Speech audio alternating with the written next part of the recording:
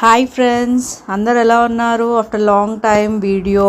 జన్మాష్టమి సందర్భంగా మేము ఒక ఈవెంట్కి వెళ్ళామన్నమాట, ఇక్కడ హేస్టింగ్స్లో, న్యూజిలాండ్లో. సో మా పిల్లల్ని, మా పాపని గోపిక రెడీ చేశాను, బట్ బాబుని రెడీ చేయలేకపోయాను, నా దగ్గర ఏ యాక్సెసరీస్ లేకుండే. సో మేము వెళ్ళేసరికి ఇది ఒక స్కూల్ అనమాట, స్కూల్లో చేశారనమాట ఈవెంట్.